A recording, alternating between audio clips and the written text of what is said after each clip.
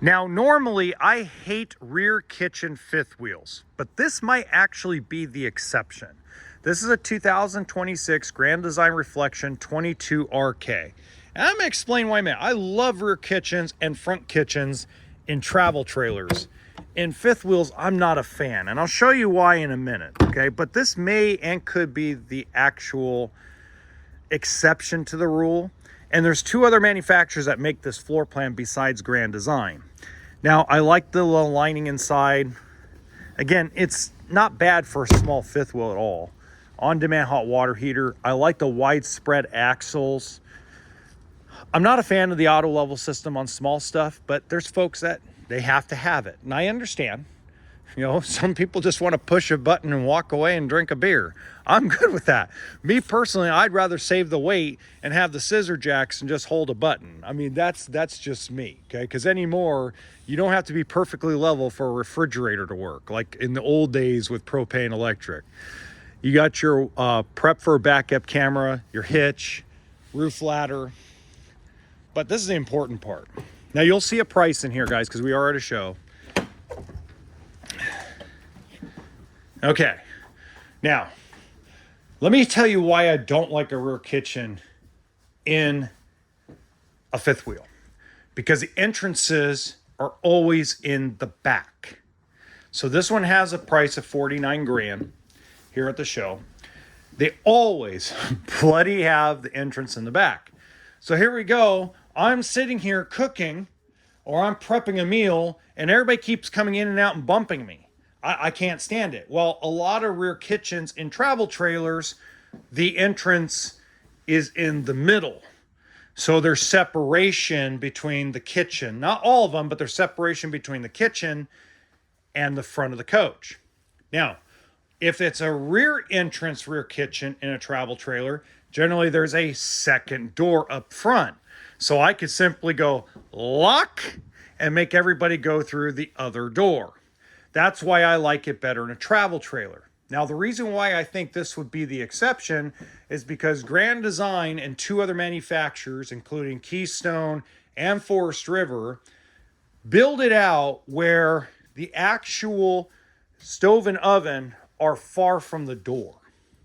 So I got the microwave, the fridge, and the stove and oven with counter space right here away from the door, and there's enough space to walk around me without anybody bumping me in my fat butt, okay?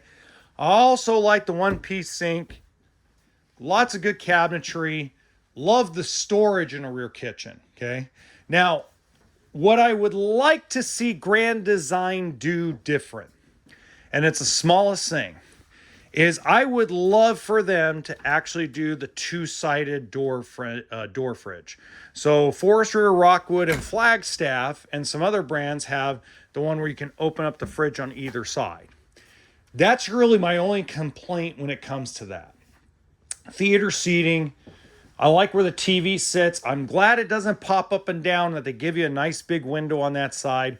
U-shaped dinette that actually can sleep a full-size adult. I'm pretty sure this has two air conditioners too. Does it? Yep, it does. The bedroom we'll get to later. I hate that bedroom, but that's just me.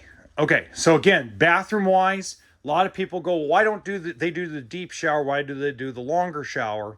Because they want to give you more kitchen or more bathroom counter space, and they want to be able to put that toilet at an angle where you don't feel like you're in a sardine can.